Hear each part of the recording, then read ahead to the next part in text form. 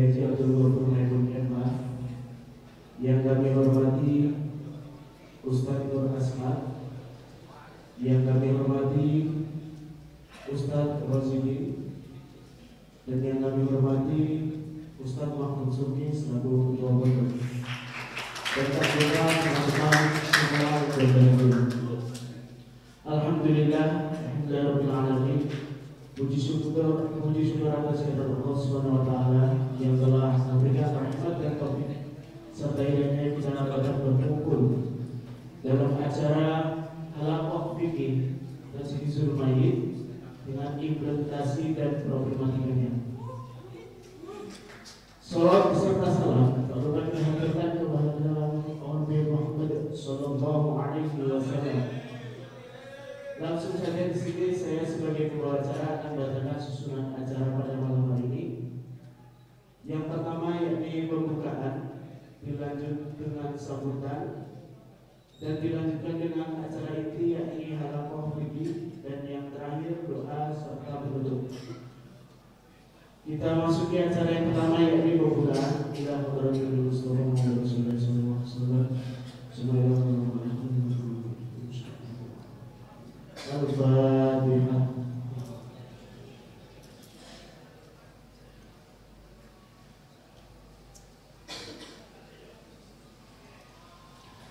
Dilanjut acara yang kedua yakni sambutan. Dalam hal ini akan disampaikan oleh Ustadz Irzan Al-Majid.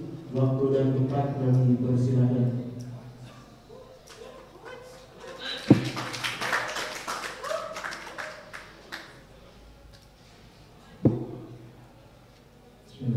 Assalamualaikum warahmatullahi wabarakatuh.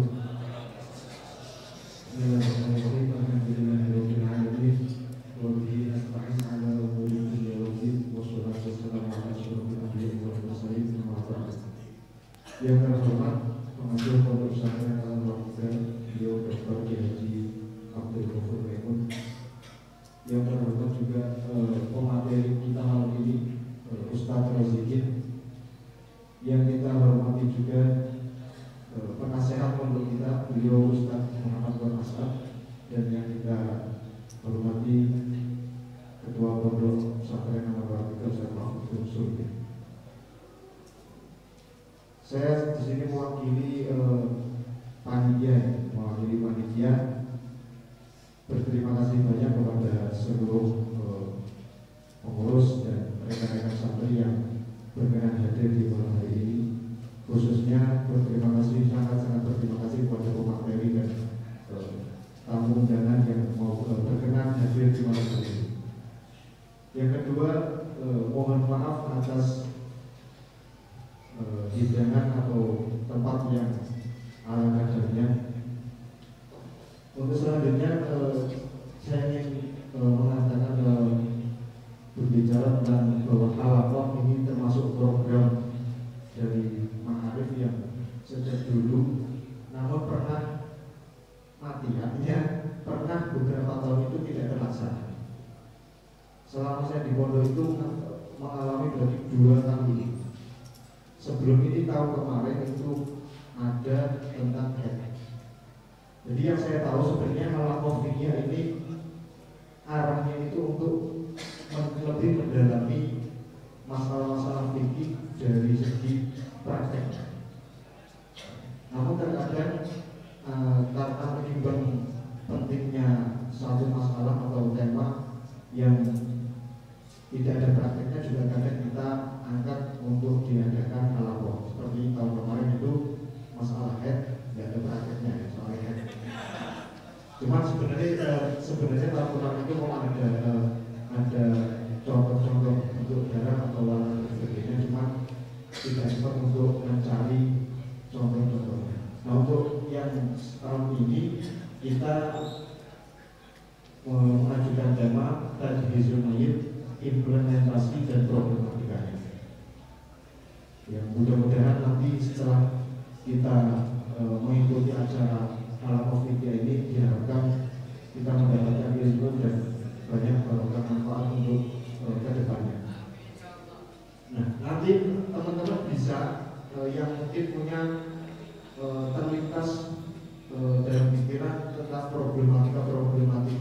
yang berkaitan dengan tajhizul mayit atau mengurus mayit, entah pernah mengalami, melihat atau terlintas dalam pikiran terkait mengurus mayit, nanti boleh untuk ditanyakan kepada materi supaya pemahaman kita terhadap tajhizul mayit itu tidak abal.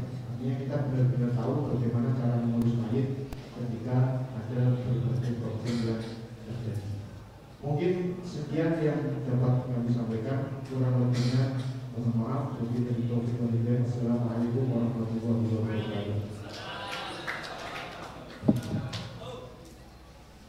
Terima kasih kami aturkan kepada Ustaz Rizal Al-Majid atas sambutannya. Dilanjut acara inti yakni halaqah fikih dengan judul Tajhizul Mayit. Ada sifat problematikanya. Dalam hal ini akan dipimpin oleh moderator Al-Ustaz Rizky Lutfia Farhan. Waktu dan tempat kami persilakan.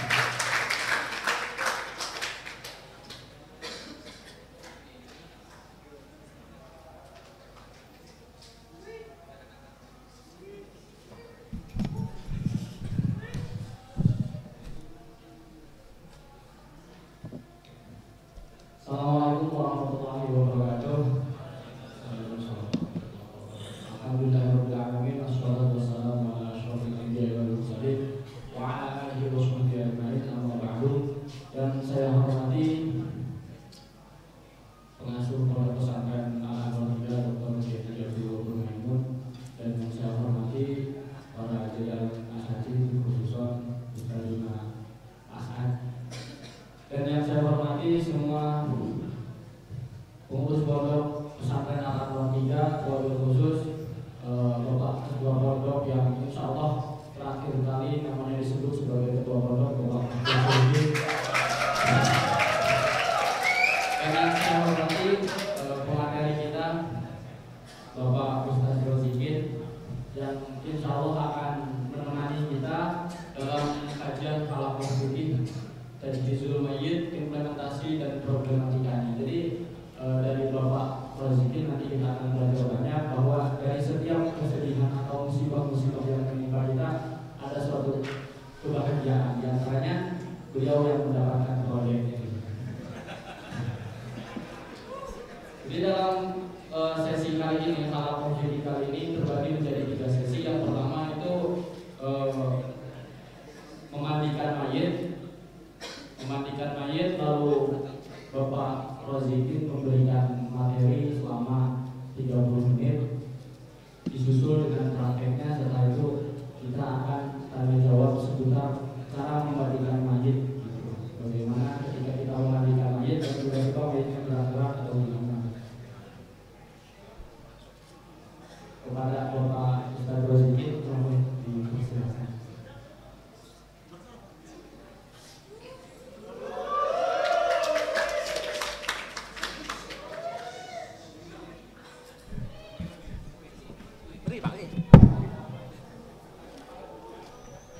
Langsung saja untuk sesi pertama, yaitu memandikan mayit. Sebelum kita praktek, kita akan diberikan wejangan-wejangan berupa materi tentang memandikan mayit. Monggo kepada Bapak Ustaz Rozikin.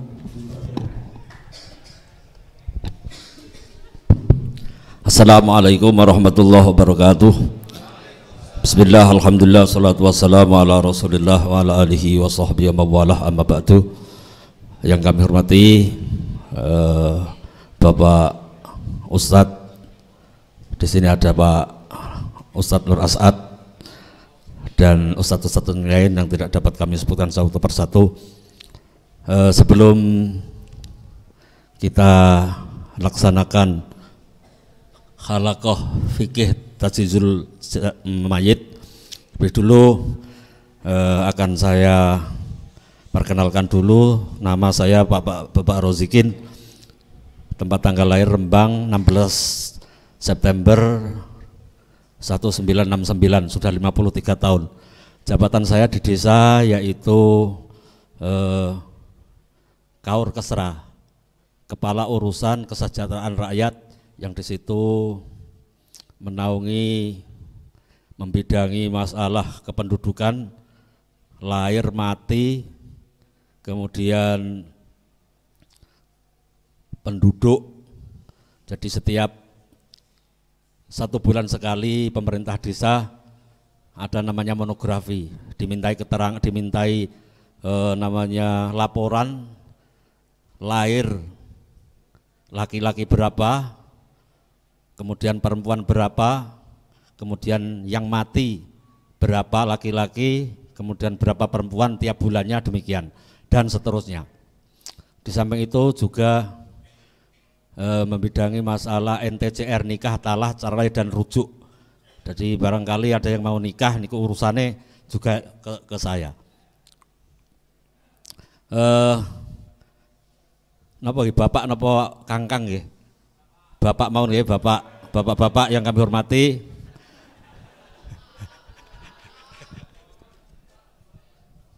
Kita santai saja. Perlu di sini kemarin kami diberikan modul tentang tata cara langsung pemandian Pak G. Oh gitu G. Perlu kita ketahui bahwa kematian memang kewajiban bagi kita, kullu nafsin dha'iqatul maut, setiap manusia akan merasakan yang namanya mati. Menghadapi sakaratul maut ini sebaiknya kita yang akan ada orang yang mau meninggal, itu sebaiknya kita hadapkan dulu ke kiblat. Dalam arti misalnya biasanya wong Jawa diadep diujurno ngalor. Diarahkan ke kiblat. Kemudian kita talqin, kita tuntun untuk mengucapkan lafaz la ilaha illallah atau Allah saja, itu sudah cukup. Tidak perlu untuk ditambah Muhammadur Rasulullah, meskipun anak kecil yang belum mumayyiz.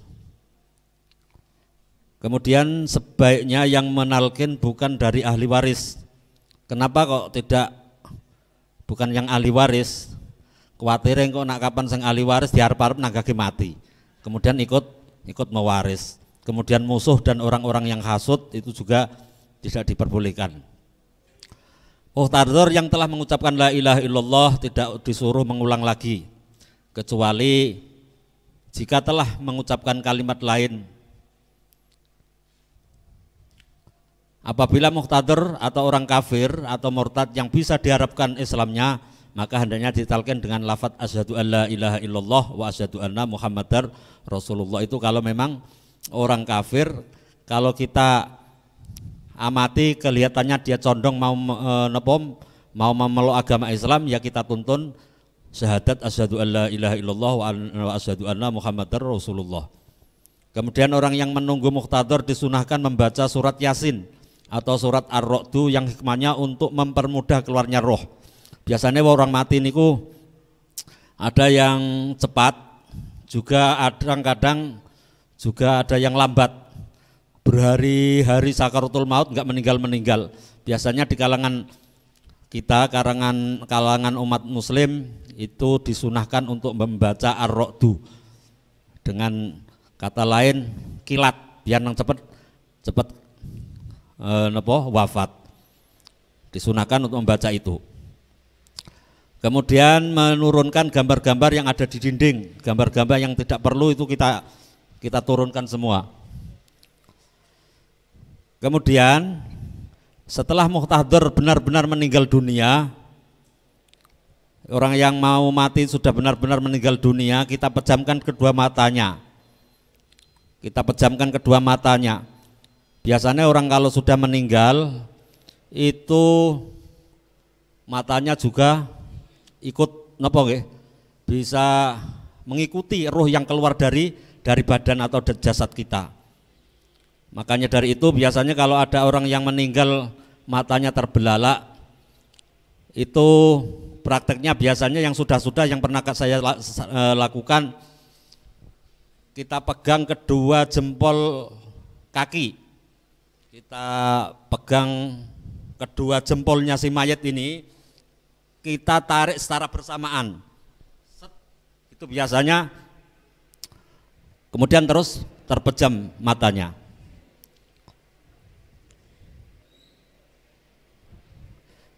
Kalau memang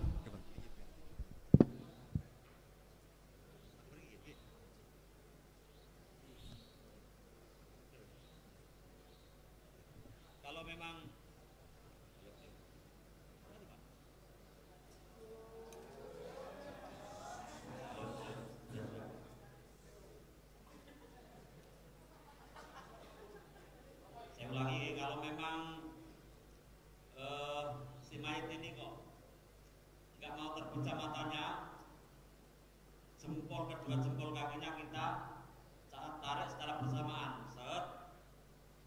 itu biasanya juga nanti akan terpejam dengan sendirinya. Kemudian kedua rahang diikat dengan kain dan diikatkan naik ke atas kepala supaya mulutnya tidak terbuka. Kita coro Jawa ini kita sandut, kita kasih kain mulai dari ini janggut sampai ke kepala, kita ikat dengan tujuan agar mulutnya tidak terbuka.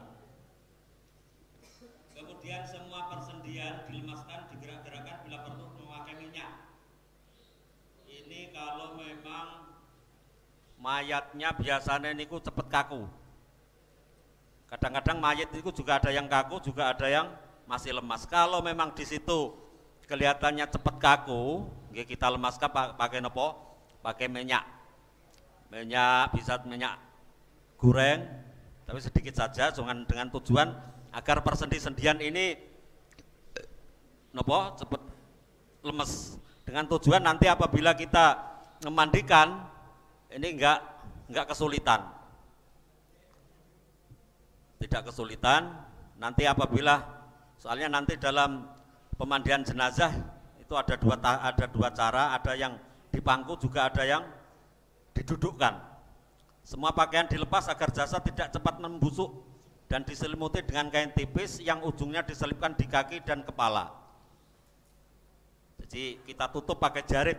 Kalau di sini kita tutup dengan jarit panjang itu mulai kita dari kepala sampai dengan kaki.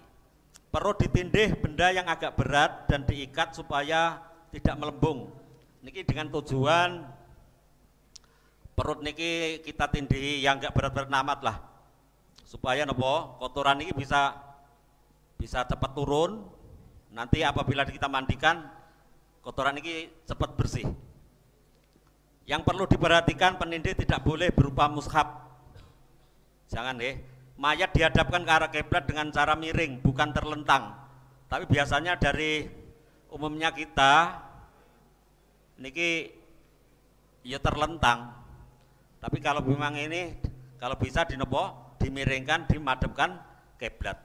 Mayat dibaringkan di atas amben atau bale tanpa alas supaya tidak cepat busuk. Kadang-kadang di kalangan masyarakat juga demikian. Saake cah mayat kok ora dikasuri. Saake enggak dibantali. Tapi sebaiknya memang harus enggak dikasih kasur. Segera dimandikan dan dirawat sebagaimana mestinya. Segera dibayar hutangnya apabila mampu. Apabila tidak mampu maka ahli warisnya meminta pada orang yang menghutangi untuk menghalalkannya atau mengalihkan tanggung hutangnya kepada ahli waris tadi. Hal tersebut dilakukan untuk memuliakan mayit dan mempercepat selesainya tanggungan mayit. Segera dilaksanakan wasiatnya yaitu tidak boleh melebihi sepertiga dari tirkah si mayit. Kemudian mengabarkan berita kematian agar mendapat jamaah sholat jenazah yang lebih banyak.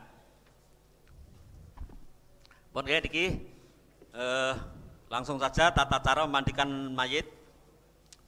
Caranya yaitu cari tempat yang sepi, tertutup, tidak boleh masuk ke tempat pemandian kecuali orang-orang yang memandikan, orang yang membantu dan wali mayit dan beratap.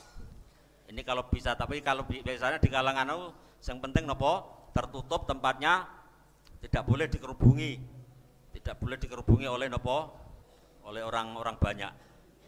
Mayat ditutup auratnya, tidak boleh ditelanjangi. Ketiga, siapkan amben dipan yang posisinya miring supaya air langsung turun dan tidak terkena percikan kotoran. Gunanya untuk meletakkan jenazah waktu dimandikan, dan jika tidak ada amben maka mayat dipangku oleh 3 orang. Ini di berbagai daerah juga bervariasi, ada yang dipangku. Dulu juga saya pernah di daerah Jawa Barat itu enggak dipangku tapi diganjal, dibuatkan alas gedebok pisang itu arah kaki, arah pantat, kemudian arah punggung dan arah kepala.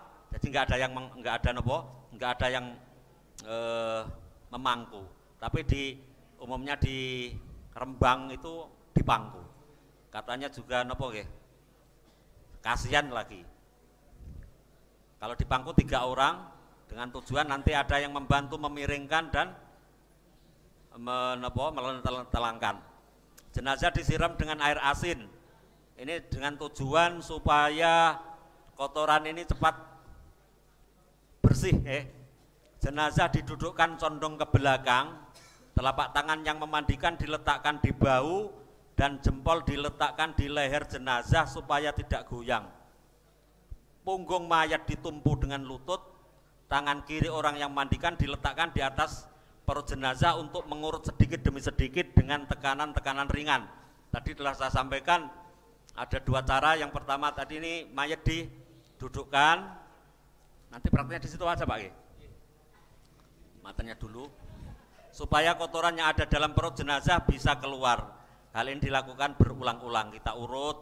Jadi mayat ini kita condongkan ke begini, kita dengkul kita yang memandikan kita sangga ke punggung si mayit, tangan kanan pegang leher si mayit, tangan kiri pegang-pegang perut di dengan tujuan agar kotoran si mayit niki cepat keluar. Jenazah ditidurkan miring atau terlentang juga boleh. Kubul dan dubur jenazah dibersihkan dari kotoran atau najis dengan memakai tangan kiri yang sudah dibungkus dengan sarung tangan. Makanya dari itu dalam memandikan mayit sebaiknya memang harus pakai sarung tangan. Sarung tangan banyak di apotek juga ada. Malah kemarin pas wayah corona kemarin juga harus pakai pelindung APD, alat pelindung diri. Yang ke-8, lubang hidung dan gigi dibersihkan dengan sarung tangan yang lain. Jadi kita lubang-lubang hidung, gigi-gigi kita sikati dengan dengan jari kita yang sudah memakai sarung tangan. Setelah selesai jenazah diwudukan sebagaimana wudunya orang yang masih hidup dengan niat nawaitul wudu'a li hadzal mayyit sunatan lillahi ta'ala. Perhatian di sini, niat wudu di sini hukumnya wajib, mewudukan jenazah hukumnya sunnah, tapi niatnya wajib.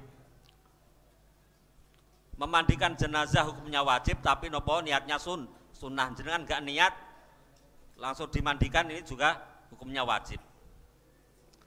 Kepala dan jenggot disiram dengan air yang sudah dicampur dengan daun bidara atau sabun. Itu kalau memang ada daun bidara. Biasanya di perkotaan sulit diperoleh daun bidara, untuk itu sebagai penggantinya yaitu zaman sekarang pakai sabun. Rambut kepala disisir dengan pelan-pelan, gunakan sisir yang bergerigir, renggang atau sing arang-arang, sisir yang arang-arang. Rambut yang rontok dikumpulkan dan disertakan dalam kafan. Lalu badan depan jenazah disiram hingga merata, demikian pula badan sebelah kiri, lalu mayat dimiringkan ke kiri, badan sebelah kanan dan bagian sebelah belakang sebelah kanan dibasuh hingga merata. Setelah itu jenazah dimiringkan ke kanan, badan sebelah kiri dan belakang sebelah kiri dibasuh dengan air yang merata. Semua itu dilakukan dengan cara yang sudah dicampur dengan daun bedar dan sabun. Monggo langsung praktek Mas Pak. Oke. Untuk materinya dirasa sudah cukup. Nanti setelah ini ada praktek memandikan calon mayit untuk sekarang, dan setelah itu kita ada sesi tanya jawab tentang permasalahan memandikan mayit.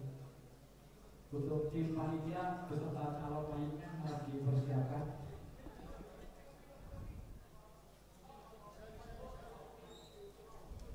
Langsung sana Pak.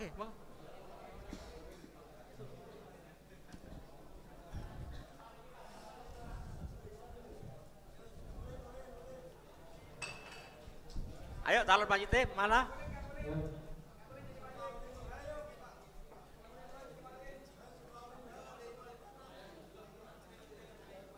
Ya, oke. Yang pertama dulu mawon nggih. Oke.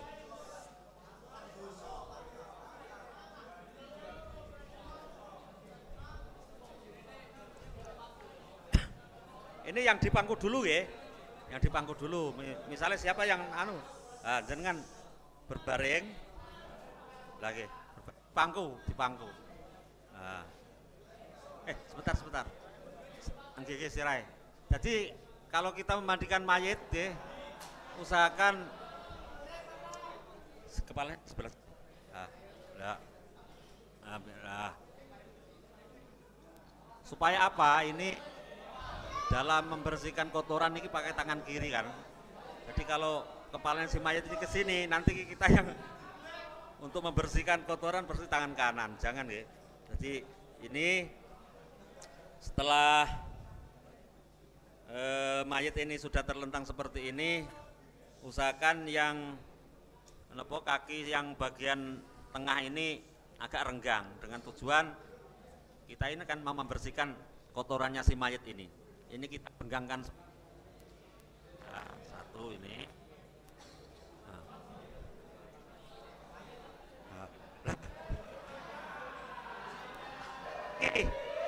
Disiram apa? Siram mboten apa? Siram mawon nggih. Oke. Nggih. Para kanyepeng lho ta. Siap.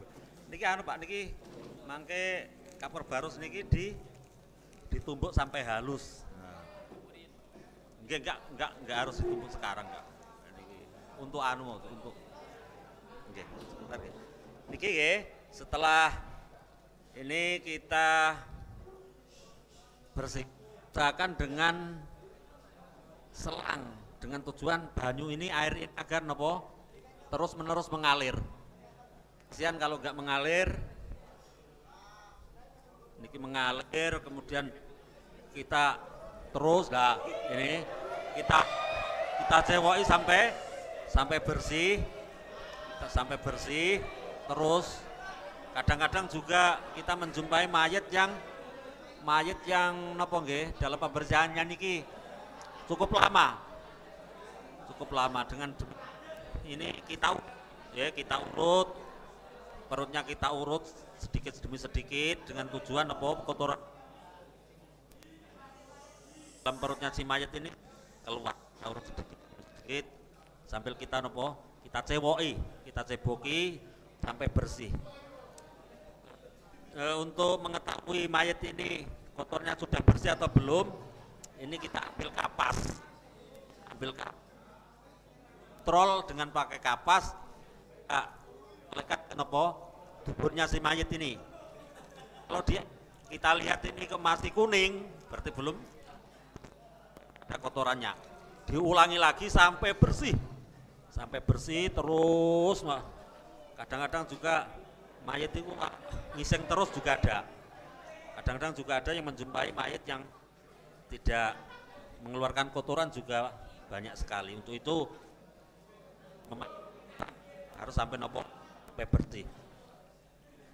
Kita katakan saat ini sudah bersih, kita kontrol pakai tadi kapas.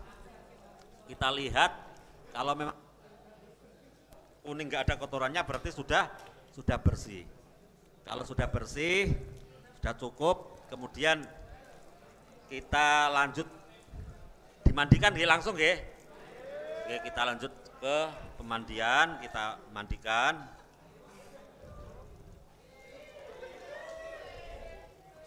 Kita mandikan ya, kita mandikan.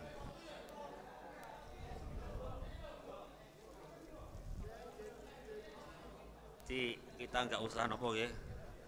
Itu tegel dadi anu. Dadi ngurus jenazah harus tegel. Nggak usah takut. Kemudian kita sampo nih, rambutnya nih kita sampo.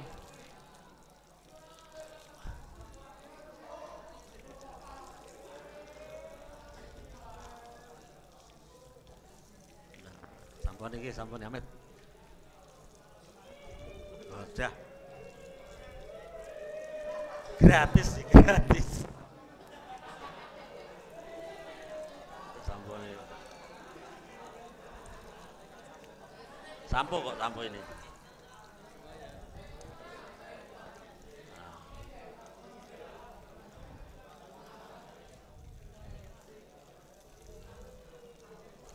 Sampai bersih. Telinga-telinganya kita bersihkan.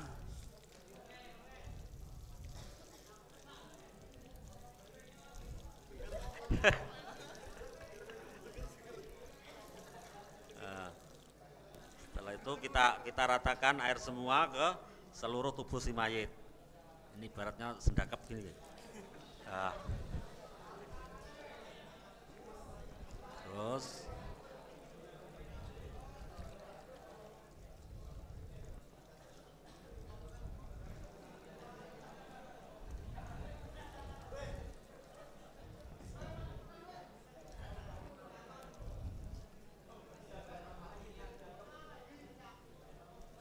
setelah merata ke tubuh si mayit ini kita sabun.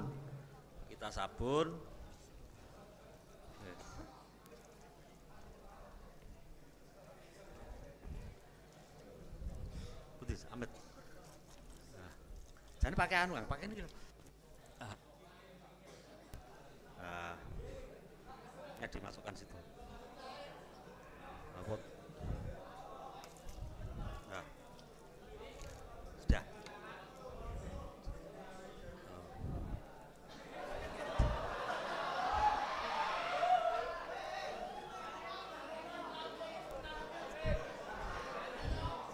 Kita sabun.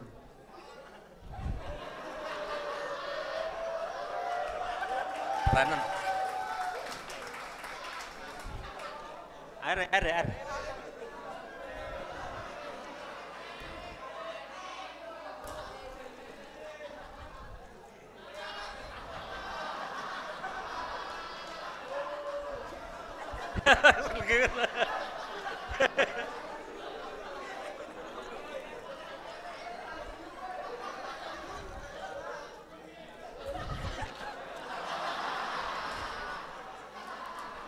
Ini sela-sela jari, kaki juga kita bersihkan.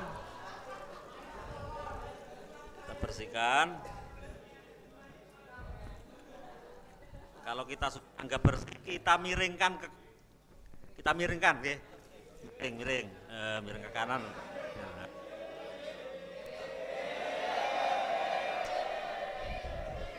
Setelah itu, kita bilas dengan air lagi.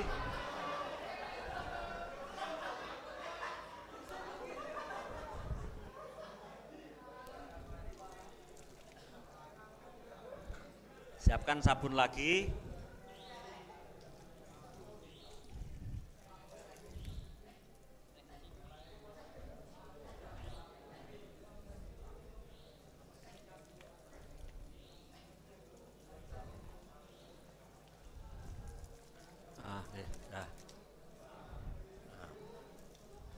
Bagian bawah ini kita sabun.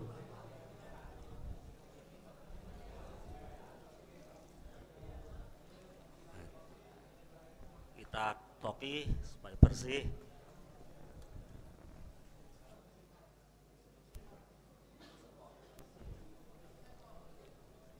Kalau dirasa sudah bersih, kita siram lagi dengan air bersih.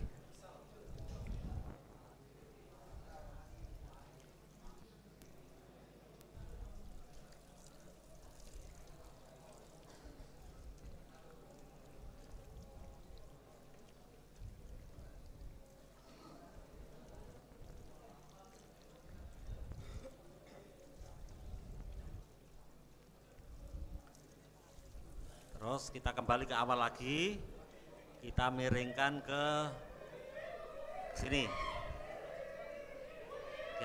Miring ke sini ya. Nah, kita siram lagi.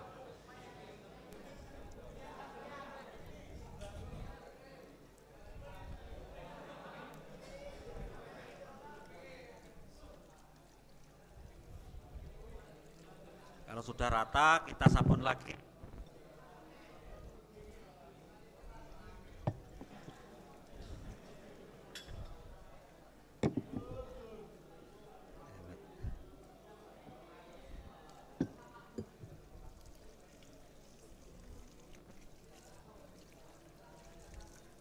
Kita kosok lagi. Tadi yang sebelah sana, ini yang sebelah samping kanan, tadi samping kiri. Kalau dirasa sudah bersih, kita kembali lagi ke awal, terlentang ya. Nah, terlentang, kita siram lagi dengan air bersih. Kemudian kita siram dengan air kapur barus, air kapur barus yang air yang dinopo.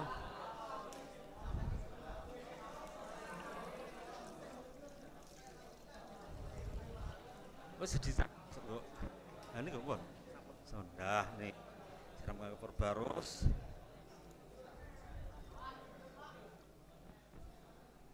Karena apa dengan tujuan mayat ini enggak terlalu bau.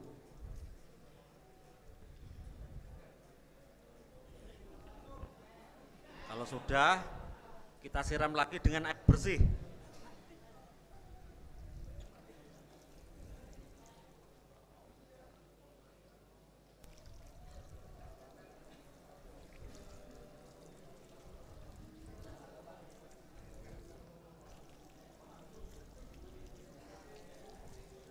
Ketiak si mayit, kasih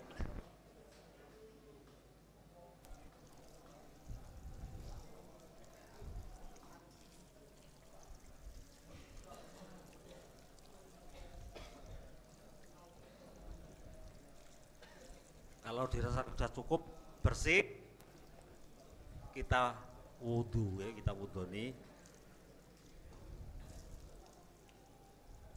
Kita wudhunya nawaitul wudhu'a sunatan lillahi ta'ala. Kita cuci tangan dulu, kemudian berkumur hidung-hidungnya, kita wudhuni nawaitul wudhu'a lihadal masjid sunatan lillahi ta'ala.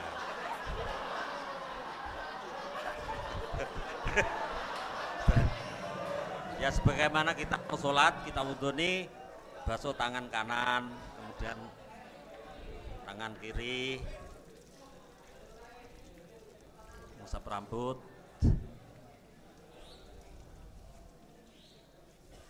Ini kalau ada sisirnya disisir, ini enggak anu kok, enggak budet. Kalau memang rambutnya tebal, kita sisir ya supaya rapi. Kemudian kaki,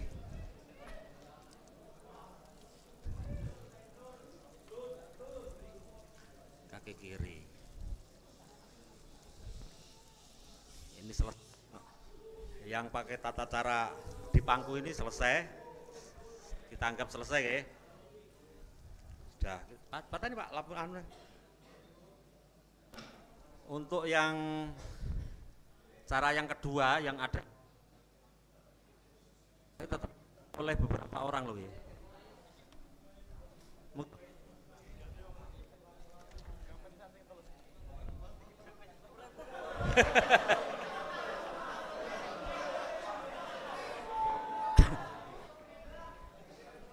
Nggih mriki mawon mriki.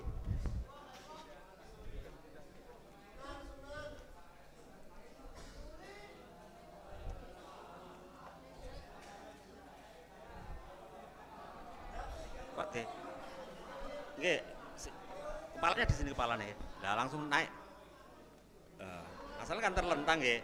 Terlentang ini biasanya kalau cara yang kedua tadi nggak pakai di pangku, kita bangunkan mayit ini, bangun sedikit Biasanya kaku ya, biasanya makanya tadi kalau memang keadaan kaku dilemaskan pakai nopo? Minyak urut. Iki kuat ora iki benjan iki. Kuat, Dek. Waduh. Cekeli, Pak, cekeli. Kita naik lah. Tadi dikatakan nanu ya. Punggung si mayat ini kita condongkan ke arah kita. Nah, gini. Tangan kanan kita pegangi leher si mayit, dengan tangan kiri pegang ke nopo perut si mayit, kita tekan sedikit-sedikit dengan tujuan nopo agar nopo kotoran si mayit ini cepat keluar, kan demikian. Ini kita dengkul begini. Tapi saya kira ini jarang sekali dilakukan, jarang. Biasanya nggak ada yang membantu. Untuk daerah-daerah kita yang di sini umumnya juga di bangku seperti tadi yang telah dipraktekkan yang pertama tadi. Ini yang model nopo, yang model sendirian, nggak ada pembantu nih. Sama dengan tadi kita bersihkan. Kalau memang sudah begini berarti kita tidur lagi. Sama gitu, tetap kita bersihkan. Kalau memang kotor-kotorannya masih kita bersihkan sampai dengan bersih. Kemudian mayat ini ada beberapa hal yang biasanya niku agak nopo ya. Kadang-kadang kecelakaan, kadang juga kebakaran, kesetrum, ini bermacam-macam. Untuk itu kalau dalam pengurusan jenazah untuk memandikan yang misalnya kecelakaan, biasanya kalau kecelakaan itu langsung diurus oleh puskesmas atau rumah sakit. Misalnya kok terjadi mungkin patah tulang ataupun nopo daging-daging yang nopo yang tercecer niku dikumpulkan jadi satu, dijahit, biasanya dijahit dari pihak rumah sakit. Kalau memang nggak dijahit, yang nggak bisa dijahit biasanya nyuwun sewu, biasanya otak dikumpulkan jadi satu. Itu juga kita ikutkan mandikan di samping si mayat ini. Itu kalau memang kecelakaan. Kalau kebakaran, kalau kita mungkinkan di situ bisa kita mandikan nggak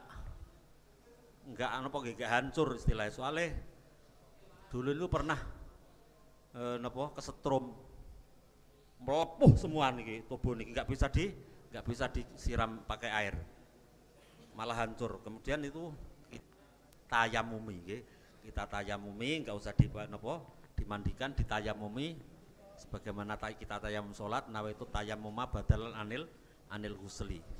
Untuk si mayat ini kita tayamumi, nggak perlu dimandikan, karena nanti kalau kesiram air malah mereteli, mayatnya mereteli. Gitu. Kalau kecelakaan tetap kita mandikan sebagaimana biasa, seperti mayat biasa lah kalau kecelakaan. Mungkin di sini ada pertanyaan, monggo. Sampai pemandian. Oh gitu. Ini sudah selesai, sudah selesai. Saya anggap selesai gini. Saya anggap selesai seperti tadi sudah kita mandikan. Cuman caranya pemandian tadi kan ini kan saya bangunkan, saya urut, kemudian kalau sudah bersih kita mandikan sebagaimana seperti tadi. Oke.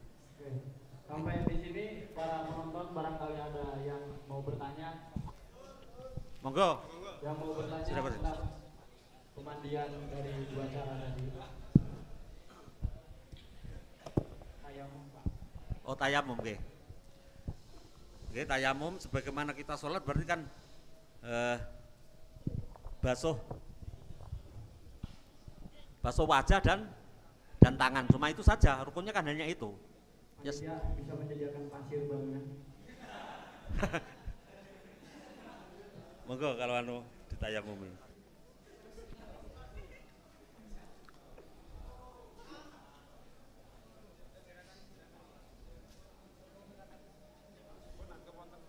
Oke, anggap mawon ada debunya Mas nggih.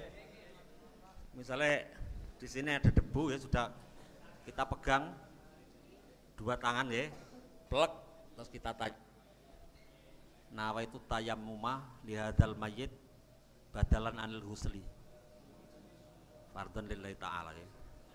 Ta sahab selesai terus ambil lagi ya kan 2 pukulan ini kita selesai terus kita anu lagi 1 untuk tangan kanan seperti ini, terus yang 1 lagi untuk tangan kiri. Ini kalau nopo, kalau memang mayat ini tidak bisa dimandikan, cukup itu. Tayamum memang 2 fardu itu. Cuma ada lagi mungkin pertanyaan? Setelah itu gini langsung kita angkat, kita kafani, sediakan kafan. Nah sebelum kita melangkah ke kafan, perlu yang kita persiapkan yaitu panjang si mayat ini berapa, kita ukur pakai nopo kain kafan, kita sediakan 3 lapis. Nopo langsung ke sana, bro. Oke.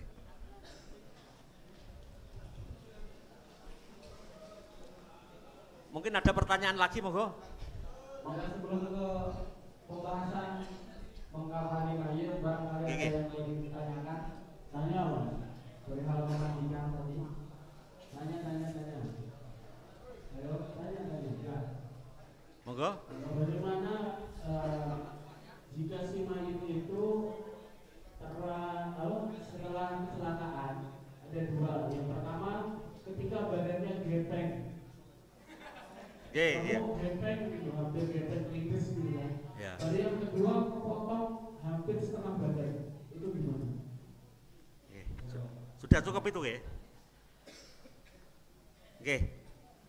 Sama ya, namanya kecelakaan juga macam-macam bentuknya. Ada yang gepeng, ada yang separuh, ada yang anggota tubuhnya juga ada yang hancur, namanya kecelakaan.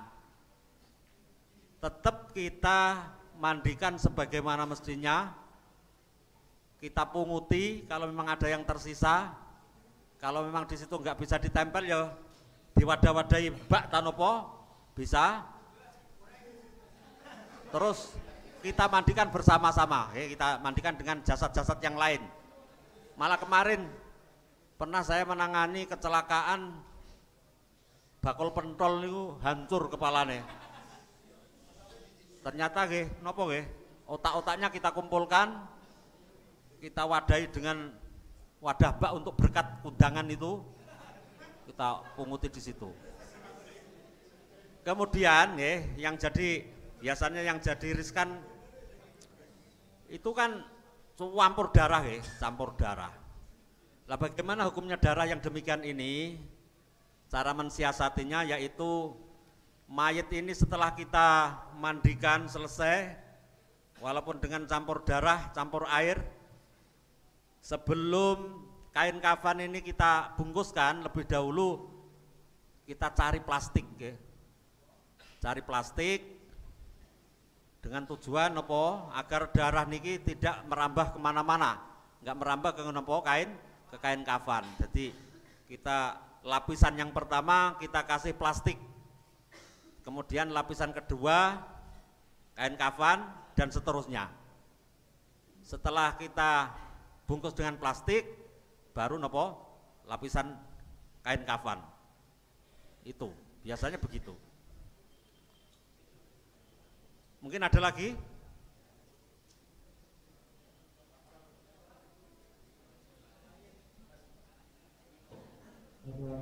Okay. Nasib air yang masuk ke dalam tubuh bagaimana? Apakah harus dikeluarkan lagi, apa dibiarkan di dalam? Kan tadi ketika kita memandikan mayit kan ada yang masuk lewat hidung, yang mulut itu airnya itu harus dikeluarkan lagi apa dibiarkan di dalam? Dibiarkan saja, nggak harus dikeluarkan, tidak, tetap dibiarkan.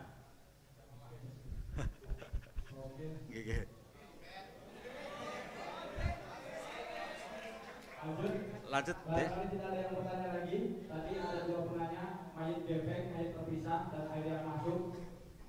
Itu jadi tutorialnya untuk memandikan sama ya. Yang pertama bisa di bangku, terus yang kedua bisa di ini diletakkan. Langsung saja untuk mengkafani.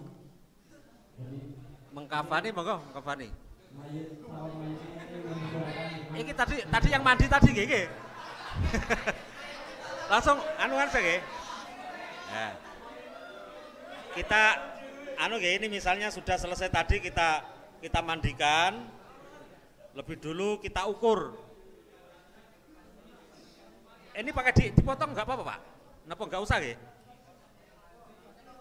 Monggo mriki kita dibantu ya, kita ukur.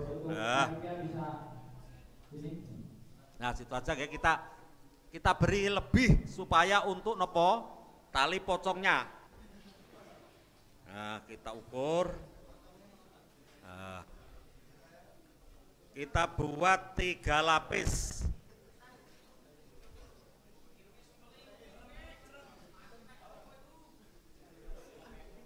Wonten iki guntingnya. Dipotong gak apa-apa, Pak? Tak potong saja ya. Potong. Sedikit kan? Sedikit. Hop.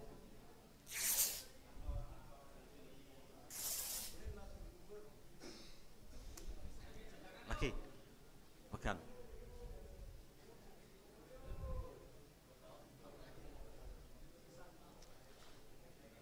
Jadi sebelum mayat niki kita mandikan, ya lebih dulu kita buat ukuran kain kafan dengan tujuan apa? Nanti setelah mandi selesai langsung masuk ke dikafani.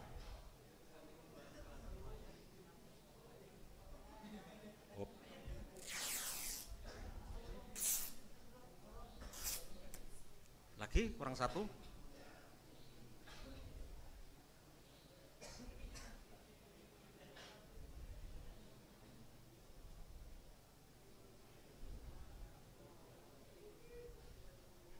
Udah ya, ini.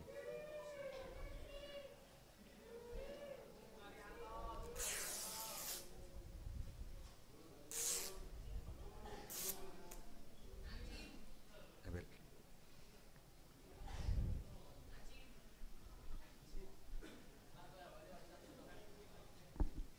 Di sini tadi dalam modul tata cara untuk mengkafani kita buat kain kafan yang menutupi anggota badan jenazah.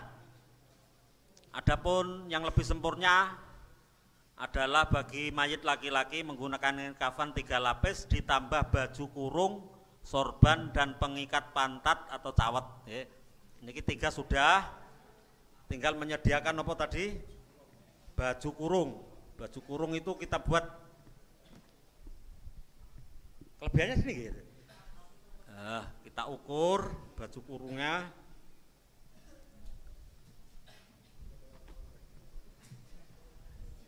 Kita ukur. Jadi 2 Pak, jadi 2. Gini, soalnya baju kurung. Bentar. Nah, baju kurung. Potong Pak, potong. Sini, ini. Ini. Nah.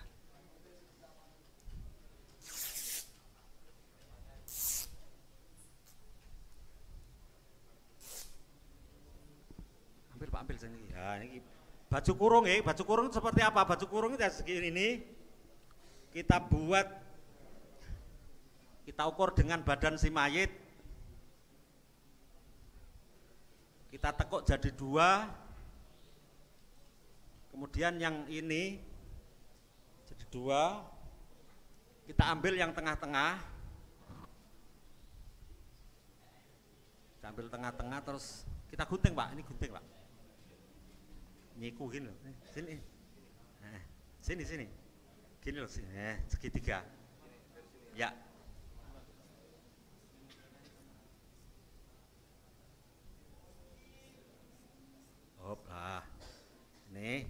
Ini baju kurung, kalau kita pakai kan seperti ini.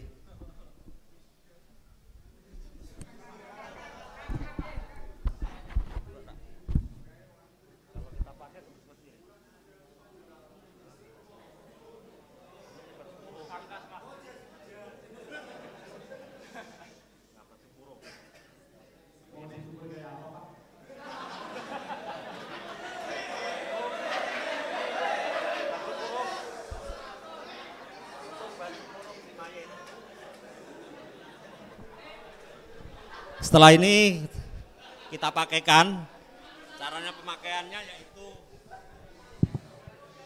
satu lagi ya, lapisan ketiga tadi. Jangan bangun dulu, coba tak.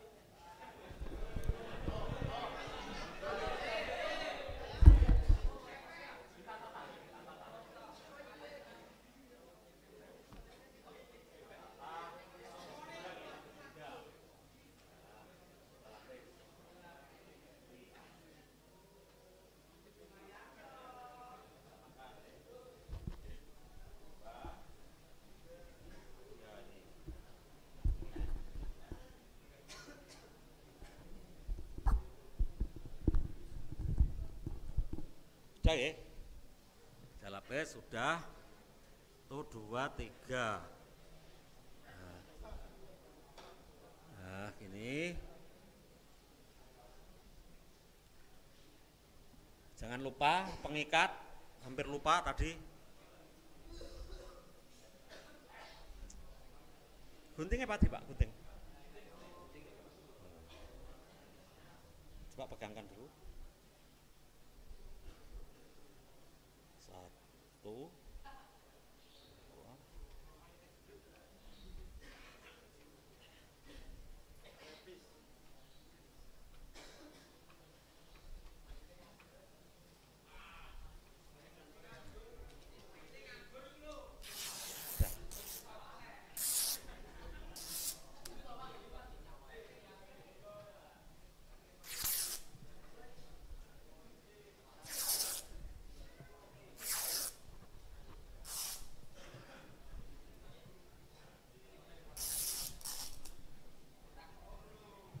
Ini yang tengah kita buat panjang masalahnya. Untuk nopo? Mayatnya niki. Kita ambil anu ya. Tengah Pak, tengah. Ambil tengah, nah gitu. Nah, situ. Kemudian yang satu bagian ujung kaki, yang satu lagi bagian ujung. Nah, ini. Ini juga di masing-masing daerah juga beda-beda ya. Kalau di sini biasanya talinya 3. Pokoknya yang penting ganjil. Ada yang 5, monggo terserah. Ini kita ambil 3 saja. Umumnya di sini. Tadi baju kurungnya tadi mana? Ini Ki? Nah, cara masang baju kurung. Ini orang tengah-tengah. Bentar. Nah. Ini di bagian sini.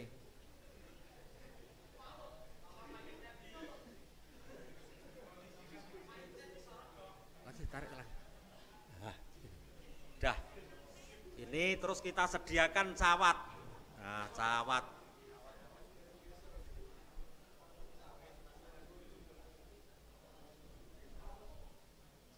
Cawatnya itu kita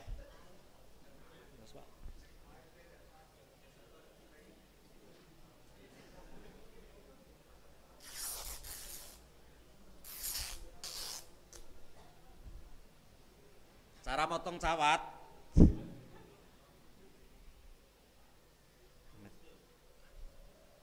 Tekan Pak, tekan. Cara terus kita buat seperti cawat lah.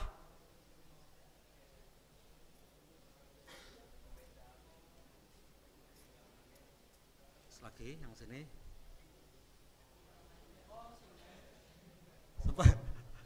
Seperti singlet, tapi enggak singlet nih. Nah. Cawat kita pasang di sini.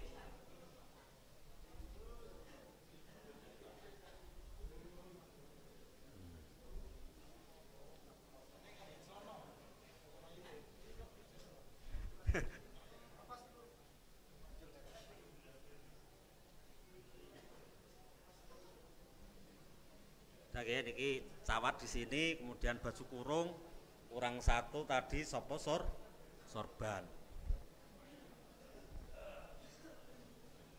Ya, coba nah.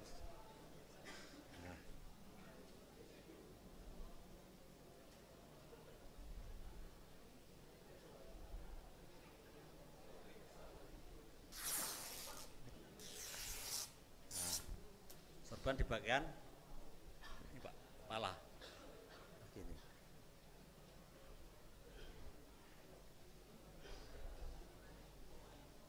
Nah, tekuk lagi. Nah, ini sudah proses mau mengkafani sudah siap. Terus biasanya di bumbu kafan itu ada kayu cendana, kemudian kapur barus, di situ tersedia, terus minyak wangi. Ada, biasanya ada. Untuk kapur barus seperti tadi kita tumbuk halus, kita taburkan di nopo, di kafan dan cendana, kayu cendana. Setelah itu biasanya ada 2 minyak wangi. Oh, gitu.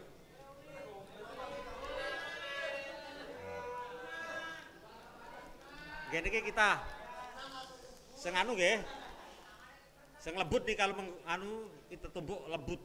Kita tabur-taburkan di masing-masing lapisan. Lapisan pertama, lapisan kedua, dan lapisan ketiga kita taburi dengan kapur barus dan apa tadi? Cendana sampai habis. Kemudian kita taburi minyak satu. Yang kedua nanti setelah proses dipocong kita taburi minyak lagi. Yang satu untuk nopo? Untuk yang masih terbuka seperti ini. Enggak usah taburnya marahin mambu jenengan. Kemudian monggo mayite kita ibaratkan napa kita gotong Mas nggih. Nggih. Nah, digotong nggih. Kita gotong. Nah, ini arah kepala. Ya. Ini arah kepala. Sudah nggih. Kemudian nggih pertama tadi cawat kita pakaikan. Ini cawatnya mau. Nah. Cawatnya kita pakaikan semacam ini. Sudah, Sebelum kita proses pengkafanan, terlebih dahulu lubang-lubang si mayat ini kita tutup dengan apa? Dengan kapas. Contoh ya, kita tutup di dalam. Tujuannya nggih napa nggih? Pokoknya perintahnya itu yang lubang-lubang kepala kita tutup dengan apa? Kapas. Tujuannya mungkin yang enggak dimasuki mungkin serangga atau apa nggih. Kita kasih minyak wangi.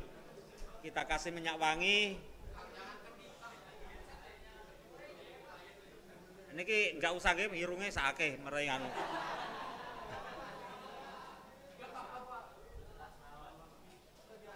Kemudian anggota-anggota sujud kita kasih kapas. Telapak tangan kita kasih. Yang satu lagi.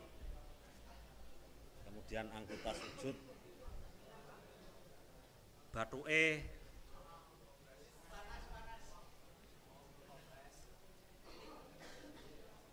dengkulnya juga anggota sujud, kemudian kaki,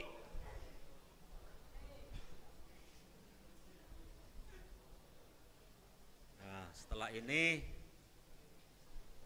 kita pakaikan Pak, pakaian baju kurungnya tadi satu.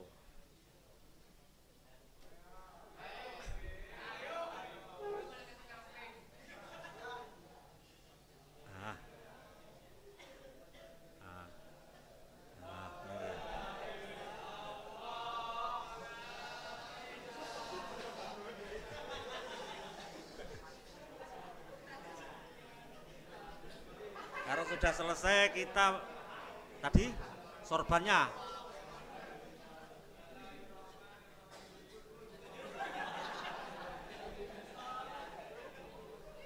Nah, seperti ini.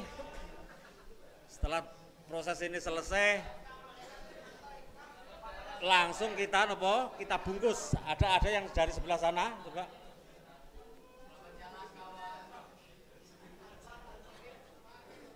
Lapisan 1 tadi, ya. Ini perlu diketahui, ya. Perlu diketahui barangkali kafan itu biasanya. Mari kita kurang panjang ya. Oke, ayo. Up.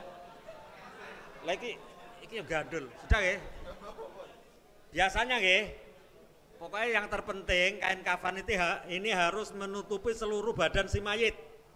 Kalau memang dianggap niki belum cukup, belum menutupi si mayit, berarti niki harus kita buat yang lebar, kita jahit lagi, kita tambah ya supaya lebar. Kalau memang sudah cukup, misalnya orangnya kok orang kecil ya, nggak gendut, berarti cukup. Kita cukup. Nah, ini kan sudah cukup ya misalnya.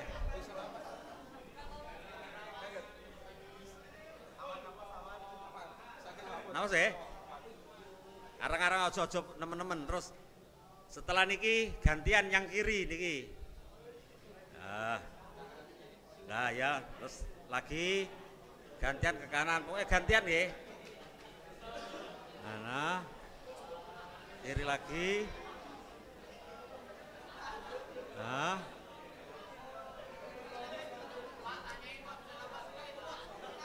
Sudah ya? Gini ya? Sampai di sini mungkin ada pertanyaan, monggo. Dibuka Pak. Enggak usah dibuka, situ sini aja tak buka ya. Monggo. Sejauh ini ada pertanyaan. Dalam pengkafanan mungkin ada yang tanya.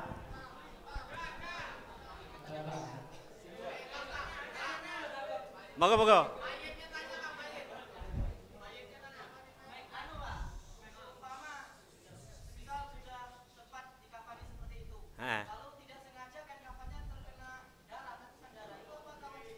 Di makfu, di sepuro. Bedanya pengapanan mayit perempuan dengan laki-laki apakah tetap pada kain kafannya doang, Pak? Kan kalau laki-laki kan 3 lapis, ya. perempuan 5 lapis. Itu ada yang lain nggak Pak yang membedakan kain? Ada praktek yang lain nggak? Untuk laki-laki, untuk perempuan dua lapis. Untuk yang laki-laki 3 lapis. Di sini disebutkan bagi mayit perempuan menggunakan kain kafan 2 lapis, ditambah kerudung, kemudian baju kurung, nyamping, dan pengikat pantat, sama seperti tadi cawat ya. Jadi bagi mayit laki-laki menggunakan kain kafan 3 lapis, tadi sudah 3 lapis, kemudian ditambah lagi baju kurung sudah, sorban, dan pengikat atau cawat. Tapi untuk perempuan ini hanya 2 lapis, tapi ditambah dengan kerudung, kemudian nyamping niku yang untuk sholat niku biasanya orang perempuan kan sarung lah, katakanlah sarung, dan pengikat pantat. Terus yang ditanyakan gimana tadi? Sama apa enggak gitu ya?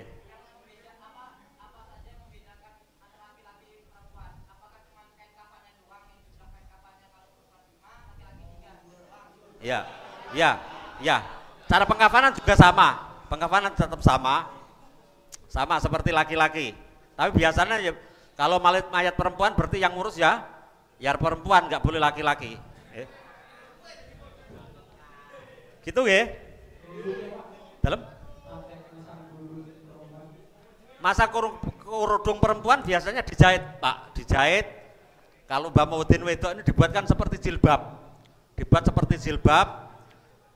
dijahit di sini, terus ya seperti jilbab lah, modelnya seperti jilbab.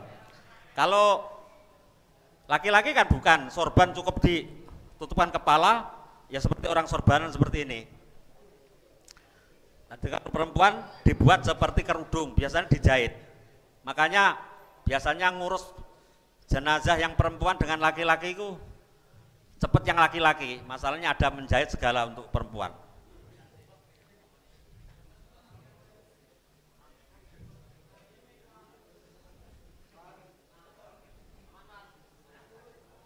Lanjut ya.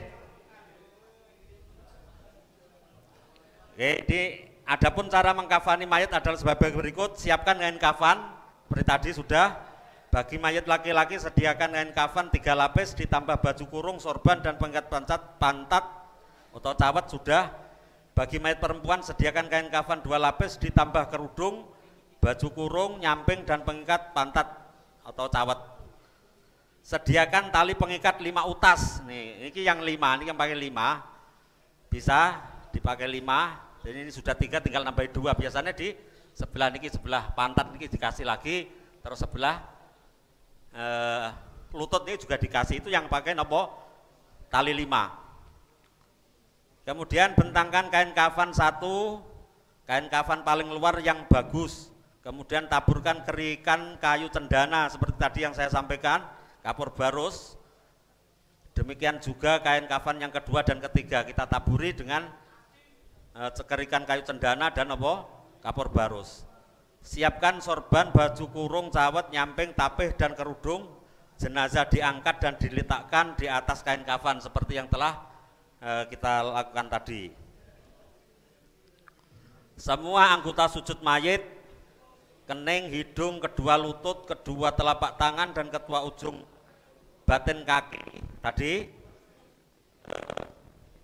ditempeli dengan kapas yang sudah ditaburi dengan kerikan kayu cendana, kapur barus, minyak wangi.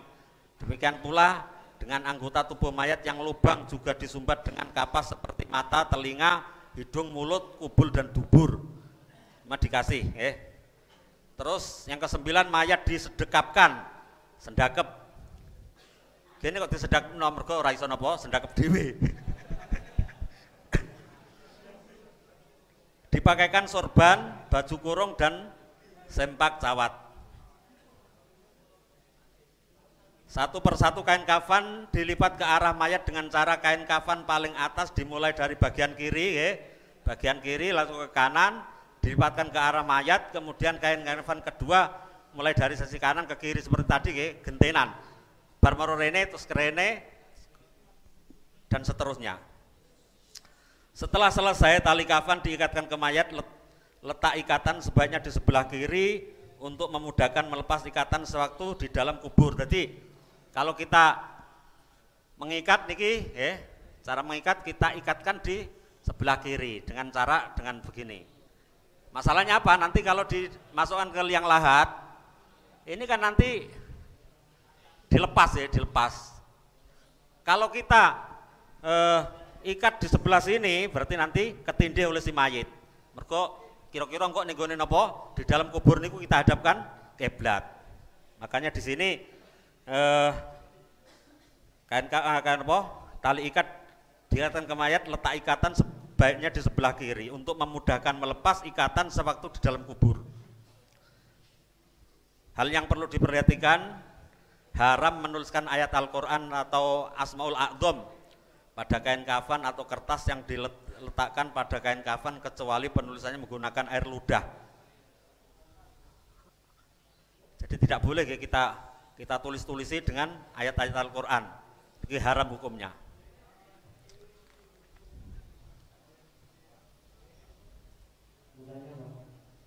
Oke, monggo. Oke.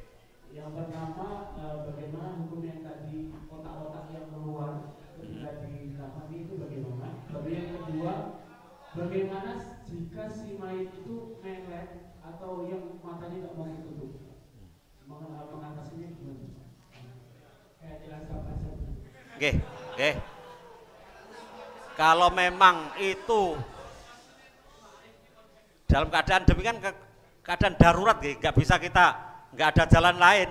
Kalau memang demikian, misalnya kok melet kita tetap melet. Kalau kita usahakan nggak melet, nggak bisa tetap melet ya tetap kita ikuti melet. Kalau memang kita bisa untuk agar ini supaya nggak melet kita masukkan, kok dia tidak melet, ya tetap kita berlakukanlah semampu kita. Kalau memang itu kita mampu untuk mencegah itu misalnya melet atau mendelik, kok tetap diusahakan nggak bisa, ya kita ikuti saja, oke? Gitu. Lah untuk apa tadi kalau mungkin kecelakaan, mungkin anggota-anggota tubuh yang tercecer mungkin ya tetap kita bungkus bersama dengan anggota tubuh yang lain. Kita jadikan satu. Ya seperti yang saya katakan tadi, lapisan yang pertama kita kasih plastik. Soalnya mayat niku walaupun nggak kecelakaan nyun sewu, kadang-kadang ada orang yang penyakit selaput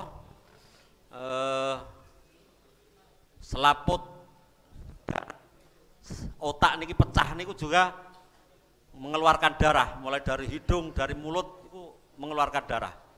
Biasanya itu penyakit yang mati mendadak karena selaput darah otak niki pecah. Nah, untuk mengantisipasi yang semacam itu,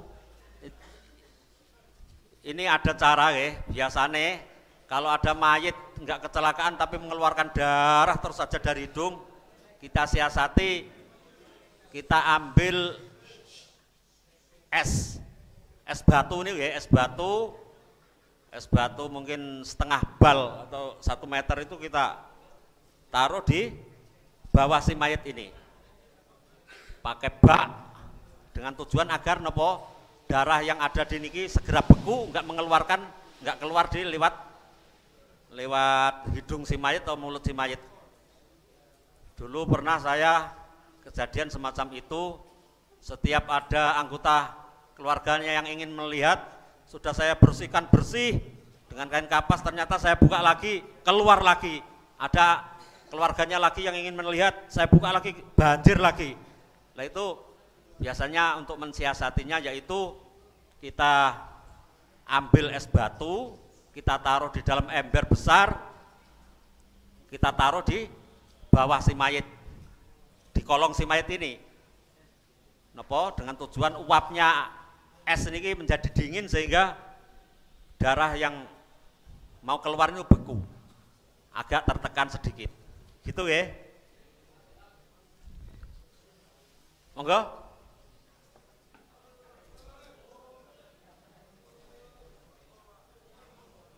Ini Pak, misal ada mayat laki-laki, alat kelaminnya itu masih berdiri, itu gimana Pak? Apakah harus diturun dulu? Atau kain kafannya disesuaikan? Oke, ini kan istilahnya kan jarang terjadi. Saya sudah hampir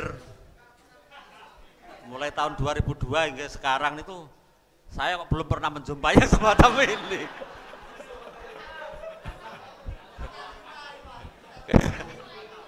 Soalnya kayak gini, orang kalau sudah mati itu anggota tubuh itu mati kabeh. Gak ono sing mati semua.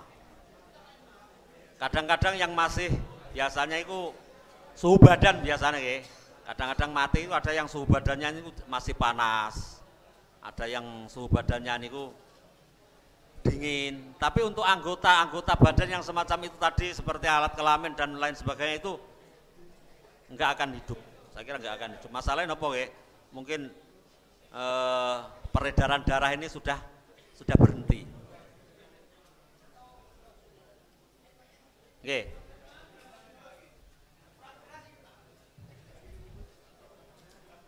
Oh ini misal kasus apa ya, dadat Pak, dadat. Misal orang jima terus keduanya mati bersama dan nggak bisa dilepas, itu gimana Pak? Oke.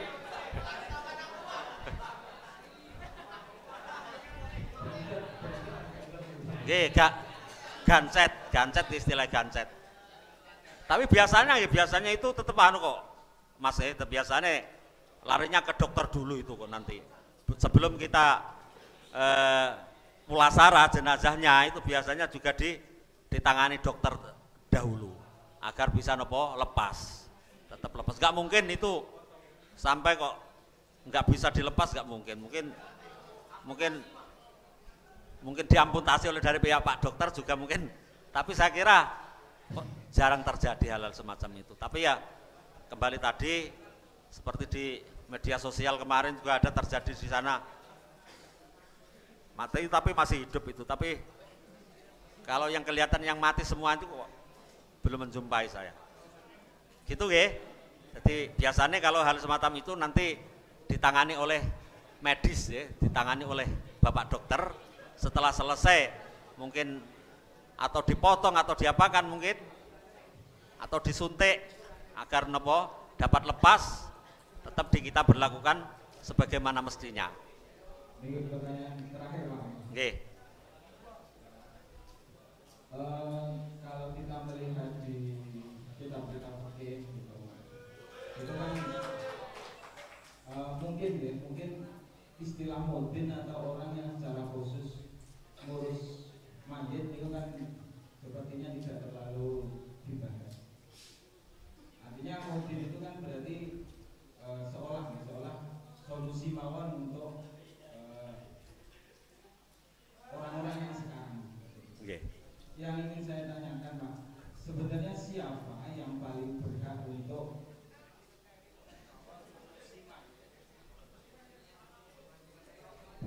mengurusi mayit mulai dari mati sampai mengkafani? Artinya yang sering kita temukan keluarga itu ketika ada familinya yang meninggal itu justru Pak Mudin lebih dan keluarganya diurusi oleh orang lain. Seperti itu apakah bisa digunakan dan mungkin solusi yang dengan jumpai yang terkait seperti itu bisa dijelaskan? Oke, pertanyaan bagus ya Riki. Jadi tidak harus untuk pengurusan jenazah, niki kan tidak harus Mbah Mudin. Tapi wong di dalam desa itu sudah zaman Belanda dulu itu namanya Mbah Mudin itu ada. Tapi seandainya di suatu tempat nggak ada Mbah Mudin, niki tetap kaum muslimin juga berkewajiban untuk mengurus jenazah tersebut. Wajib, fardu kifayah. Seandainya satu kampung ada jenazah yang nggak diurus, sedangkan kita ini mampu atau bisa mengurus jenazah kok nggak mau mengurus jenazah tersebut, berarti orang satu kampung itu keterapan dosa semua ya.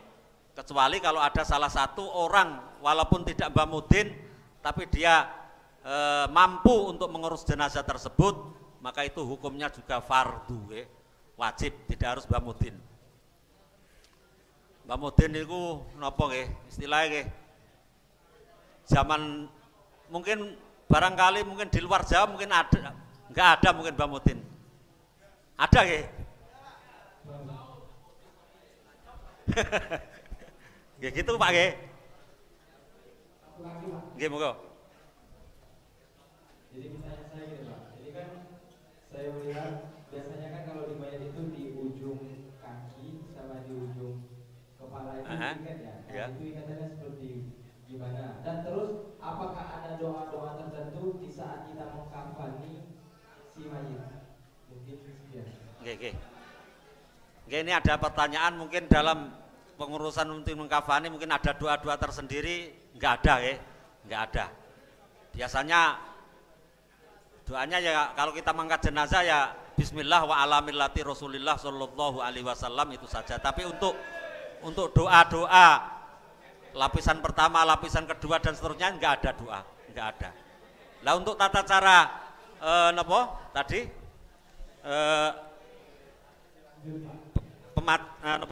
pentalian, kita cara menali niki nggak usah kita ikat sampai seperti ngikat-ngikat yang lain, kita buat ikatan yang nanti kalau di dalam kubur mudah melepaskan, kita buat gini aja seret.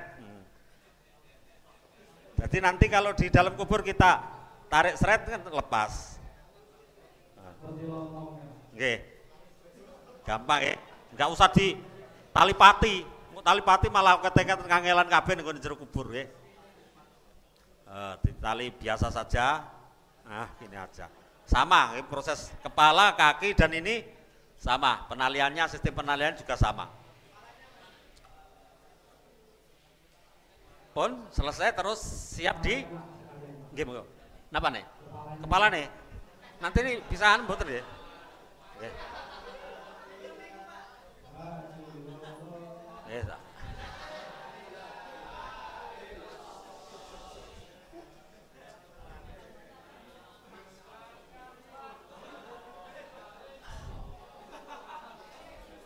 Bisa kok, bisa pegan lah. Sama ya, talinya jangan kenceng. Gini aja, seret. Nah, ini juga samaan sudah. Sudah ya, setelah ini proses selesai, kita masukkan ke keranda, kita solati ya. Kemudian kita solati. Oh. Pekuburan ya, monggo. Ini kita, ini iso bahkan kangge sakit ya. Bisa ya. Nah, ini misalnya ya. Tata cara gini ya. Sebentar. Kalau memang ini ibaratkan saja liang lahatnya mana nih? La ilaha illallah. Langsung aja ya. Nah, kita ibaratkan ya kita. Gitu ya.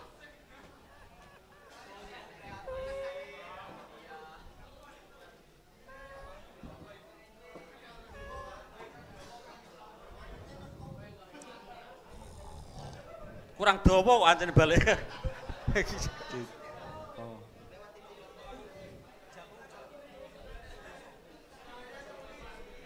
Dibuka ben bisa bernapas lah.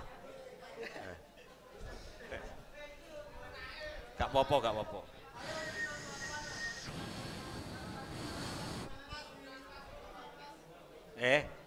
Ini bisa dilepas ya? Ini bisa diangkat ya? Nah, kita ibaratkan saja ya, misalnya ini setelah kita proses sholat sudah selesai ya, kita sholati, kita bawa ke pemakaman. Lah, tata caranya ke pemakaman yaitu mayat ini kerandanya kita ambil, kita letakkan di sebelah napa ya? Sebelah kiri atau sebelah sakidule ini loh. Sakidule liang lahat. Ke selatannya nggih, selatannya liang lahat. Ayo coba nggih. Saiki wis saiki deh. Enggak gini lagi, kita angkat sebelah sana. Nggih, heeh.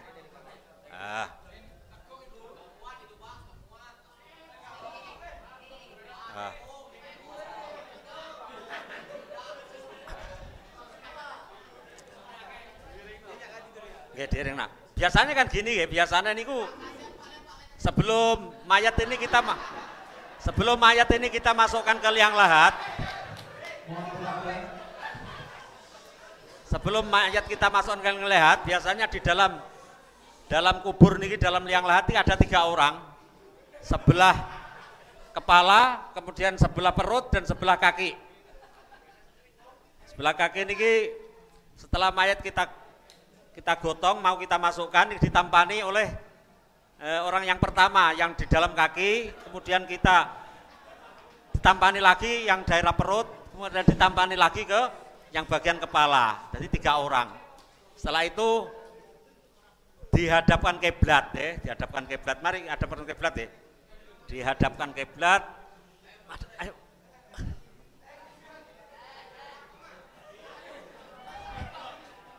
Nah, ini cekeli saja. Nah, niki kita ganjal dengan apa? Namanya cara wong Jawa gelu. Nah. Dianu dulu, digeluni dulu nggih. Nggih, digelu dulu dengan tujuan apa? Supaya tidak napa? Glebak, enggak kembali lagi. Rodok disemu rada dianu nggih. Ini ngadepe kiblate iku agak disemungkem lah. Nah, gini loh. Kita tempelkan ini nopo di dinding kubur. Gini. Jadi enggak akan membalik lagi. Kita ganjal dengan ini semua kepala dalam nggih. Gitu nggih. Napa diperhatikan sekalian? Nggih, monggo. Biasanya niki ambek di doane inna anzalna fi lailatul qadri wa ma adraka ma lailatul qadr sak teruse.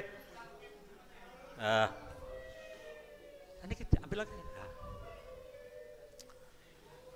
Tapi niki anu lho nggih. Sebelum diganjal niki harus dianu lho nggih, dilepas lho tadi nggih, dilepas. Nggih, lepas. Nggih, dilepas. Nggih.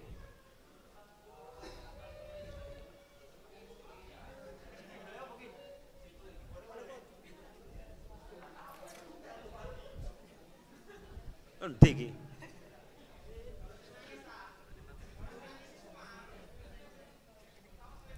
Oh ya, tarik.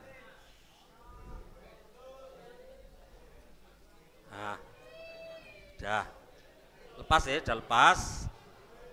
Kemudian setelah proses seperti ini,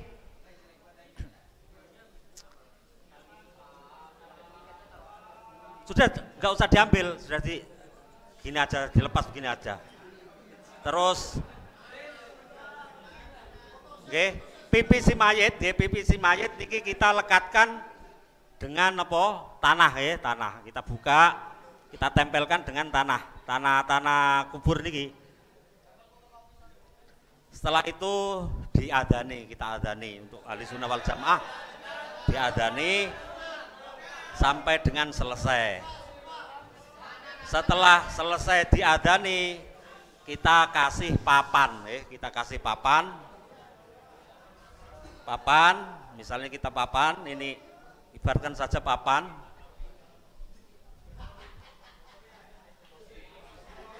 kita kasih papan lah. Nah, ini kita tempelkan di dinding kuburan. Nah, oh, niki contoh saja, ini misalnya papan. Nah, gini kita tempel begini, nopo lekatkan dengan nopo dinding kubur lah, macam ini. Setelah ini selesai, kemudian nopo kita uruk dengan nopo, uruk dengan tanah. Kita uruk dengan tanah sampai dengan selesai. Kita tinggikan sekilan lah, 1 kilan kita pasangin apa? Batu nisan arah kepala dan arah kaki. Wes ini bisa dilepas ben iso ngambekan sakake. Monggo. Ada dhewe ra wis.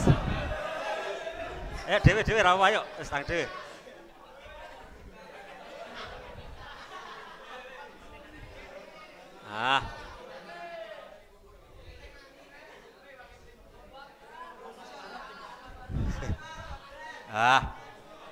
Diumpulkan lagi sempat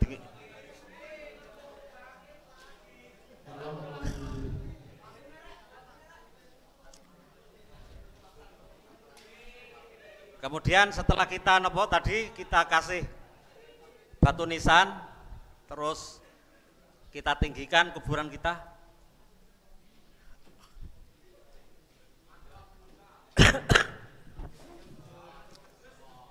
Kita tinggikan sakilan lah agar nopo enggak ketok roto. Monggo sampai di sini mungkin ada pertanyaan masalah kuburan. Pertanyaan. Nggih, monggo.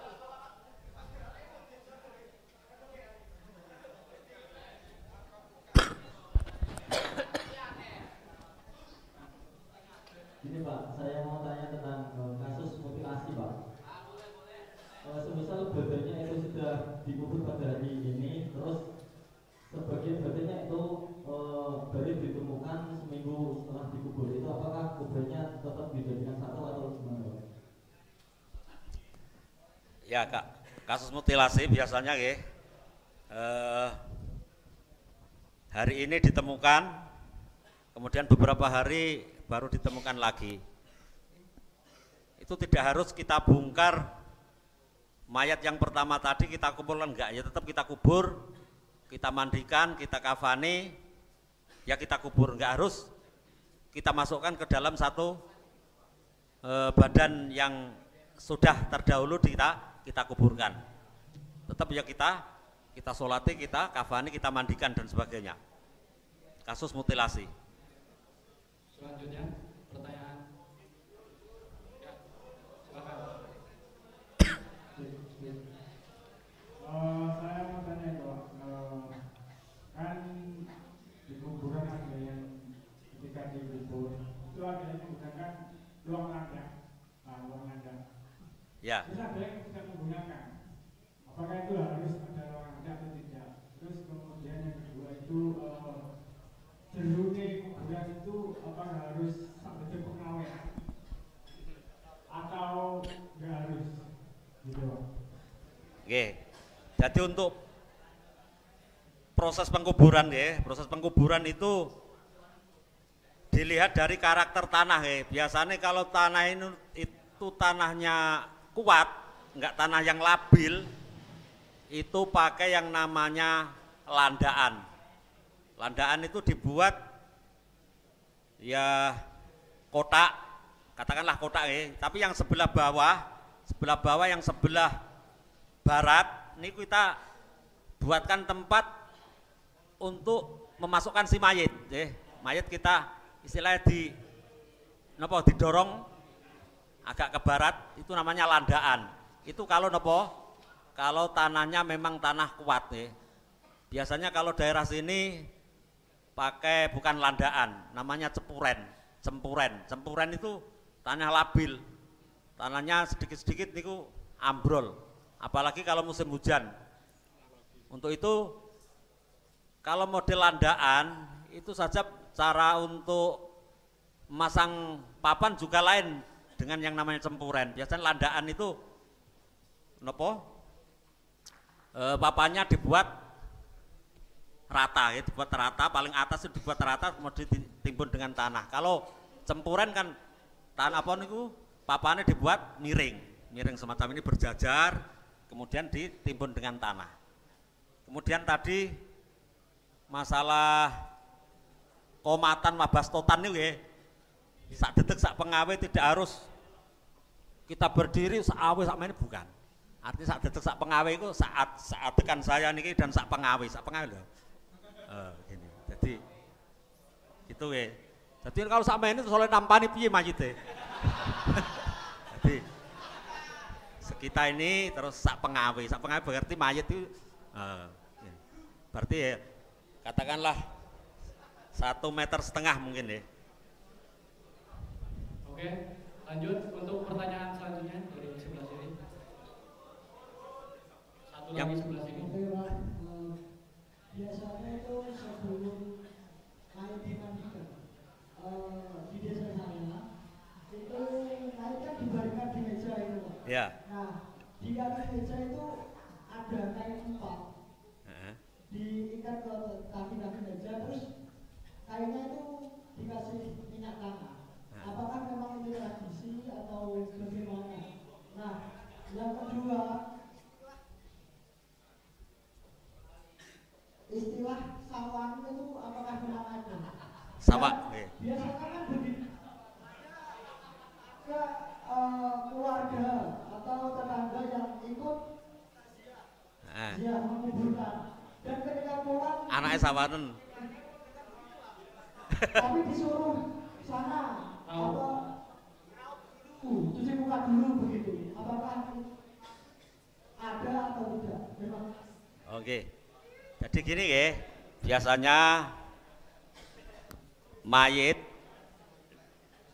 kalau mati atau meninggal pada malam hari, kalau tidak langsung dikubur, mungkin karena menunggu keluarga atau sanak famili yang datang dari jauh, biasanya diinapkan, kemudian amben ataupun meja yang untuk taruh si mayit itu dikasih, tadi yang dikatakan dikasih kain, kemudian dikasih minyak tanah. Ini tujuannya apa? Agar nopo semut atau serangga ini enggak naik, Pak. Enggak naik ke mayit situ, enggak ngerubung. Biasanya kalau enggak pakai itu memang dirubung semut ya. Itu tujuannya antara memang untuk mencegah semut agar nopo enggak naik, enggak ngerubung si mayit, enggak menggigit si mayit. Jadi niku ya tradisi, memang tradisi, tapi bagus. Kalau memang enggak ada minyak tanah juga bisa dengan kapur semut. Nah, kapur semut juga bisa.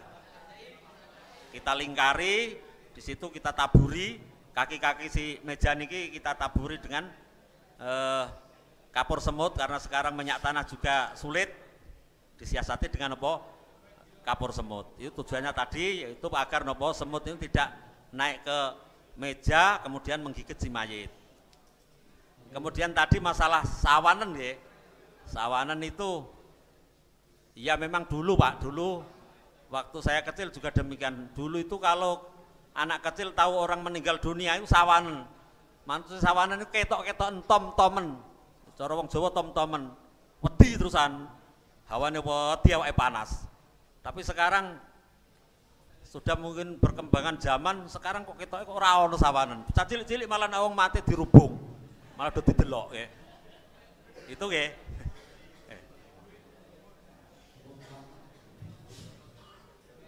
Tanya satu lagi. Nggih, monggo. Iya Pak, yang ingin saya tanyakan di sini, kalau kebanjiran atau azab banjir gitu, di dalam itu bagaimana? Dan satu lagi, itu yang mengurangi, katanya azabnya dikurangi dengan tumbuh pas pohon itu Pak, itu pohon atau bunga-bungaan atau rumput bagaimana? Oke. Kalau mungkin wayah banjir, kita mau mengubur si mayit, biasanya niku memang ada ya. Di sini juga ada terjadi, biasanya kalau memang musim hujan, ini kuburannya bek banyu. Apalagi kalau ditambah pas udan pisan. Itu biasanya kalau demikian terjadi, keluarganya biasanya dibelikan kasur. Dibelikan kasur agar nopo mayat niki enggak kecepret ning gone nopo leh lumpur ya, dikasih kasur, di paling bawah dikasih kasur. Kalau memang itu enggak ada, ya tetap mau enggak mau ya tetap kita kubur di situ. Walaupun dengan nopo, dengan penuh air. Tapi kalau memang enggak sampai penuh loh ya, paling-paling ikut cepret ngono. Tapi kalau penuh sampai tenggelam enggak, ya harus kita kuras. Harus kita kuras dulu. Kemudian tadi, apa pertanyaan tadi? Tanaman ya.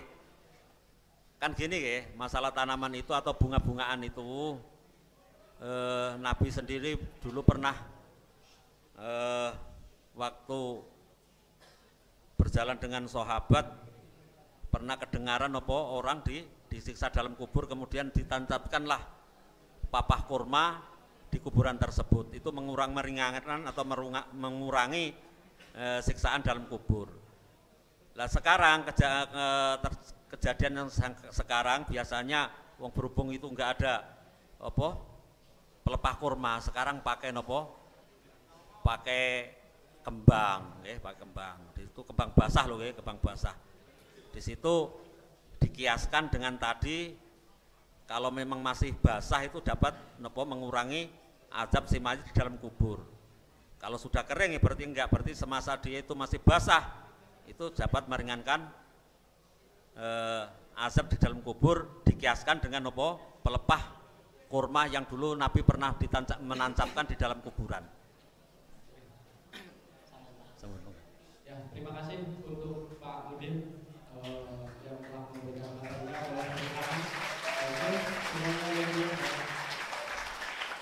Sebelum ditutup, kita simpulkan beberapa hal yang perlu kita garis bawahi, bahwa ketika memandikan mayit ada dua keadaan. Yang pertama itu dengan cara dipangku dengan posisi yang agak vertikal, terus menghadap kiblat, terus diurut perutnya sampai keluar kotorannya. Setelah itu dikasih sampo lalu diratakan, Terus yang rebahan itu sebelum kita memandikan, kita harus mengangkat punggungnya seperti mau berlutut abal-abal sambil mengurut perutnya. Setelah itu dikafani dengan, kalau seumpama laki-laki 3 kain kafan, kalau perempuan 2 kain kafan ya. Terus ditambah cawat, ditambah sorban, ditambah kapur barus, terus minyak di setiap lapisan kapur barus di setiap lapisan kainnya, terus dikasih kapas di setiap bolongan, dan juga anggota sujudnya. Ya, untuk perempuan itu sorbannya diganti menggunakan kerudung. Terus dikasih baju cukur tadi, baju kurung, lalu kita bungkus dengan ikatan yang sifatnya ganjil, boleh 3, boleh 5. Untuk 5 berarti ditambahin di bagian ini bokong dan juga lutut. Untuk 3 berarti di ujung 2 dan di tengah 1. Untuk proses penguburannya seperti biasa, kita masukkan ke bawah, terus hadapkan ke arah kiblat, terus diganjel menggunakan bola-bola romantis tadi, diganjel supaya mayat agak miring ya. Setelah itu didoakan sambil dibacakan inna lillahi wa inna ilaihi dalam meletakkan bola-bola tadi. Namun tidak ada yang perlu ditanyakan lagi. Cukup ya. Ya, alhamdulillahirobbilalamin. Untuk halaman fikih dan hizbul mayyit yang dibawakan oleh Bapak Ustadz Rozikin telah disampaikan secara tuntas dan penuh. Kita sampaikan terima kasih banyak kepada beliau. Itu saja yang dapat saya sampaikan sebagai moderator. Kurang lebihnya mohon maaf. Assalamualaikum warahmatullahi wabarakatuh.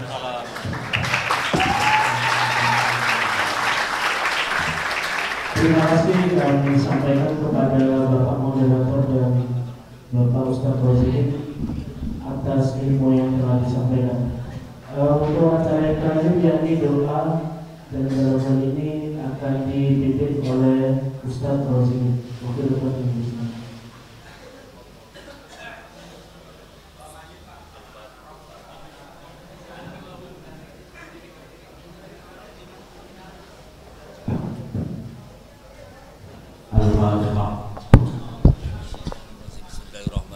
Alhamdulillahi Rabbil Alamin Ar-Rahmanir Rahim Maliki Yawmiddin Iyyaka na'budu wa iyyaka nasta'in ihdinas siratal mustaqim siratal ladzina an'amta 'alaihim ghairil maghdubi 'alaihim waladdallin amin. Bismillahirrahmanirrahim. Alhamdulillahi Rabbil Alamin hamdan yuafi ni'amahu wa yukafi mazidah. Ya Rabbana lakal hamdu kama yanbaghi li jalali wajhika wa 'azimi sultanik. Lakal hamdu wassana la uhsi lakas sana anta kama sanaita 'ala nafsik faminka lana ar-ridha ridan la sukhta ba'dah. Allahumma ja'al istima'ana hadha istima'an mubarakan marhuma wal iftiraqa ba'da hadha iftirama ma'suma wa la tata'akhatan minna matrudan wala mahruma. Allahumma ja'al hadha al-isma' muqiban lil khairi was sa'adah muraqiban lima huwa ruja'un al-jami' sa'adatud dunya wa sa'adatul akhirah. Allahumma rabbana la tata'lana fi maqamina hadha damban illa ghafartah wala hamman illa farrastah wala dainan illa qadaitah wala maridan illa safaitah wa afaitah wala hajatan hiya laka ridha wala nafiya solahun illa qadaitah. Allahumma inna nas'aluka bihaqqil fatihatil mu'azzamah wa sabil masani minal qur'anil azim an taftaha lana bikulli khair wa an taj'alana min ahlil khair wa tu'amilana mu'amalataka li ahlil khair wa an takhfadhana fi adjanina wa anfusina wa aulatina wa ahlina wa ashabina wa ahbabina wa amwalina min kulli mihnatin wa fitnatin wa bu'sin wa dhair innaka waliyyu kulli khair wa mutafaddilun bi kulli khair wa mu'tin li kulli khair ya arhamar rahimin. Allahumma inna nas'aluka mujibati rahmatik wa azaima maghfiratik wa salamata min kulli ismin wal ghanimata min kulli birrin wal fawza bil jannah wa najata minan nar wal afa indal hisab. Rabbana atina fid dunya hasanah wa fil akhirati hasanah wa qina adzaban nar. Wa sallallahu ala sayyidina Muhammad wa ala alihi wasallam. Subhana rabbika rabbil izzati amma yasifun wa salamun alal mursalin walhamdulillahi rabbil alamin. Al-Fatihah.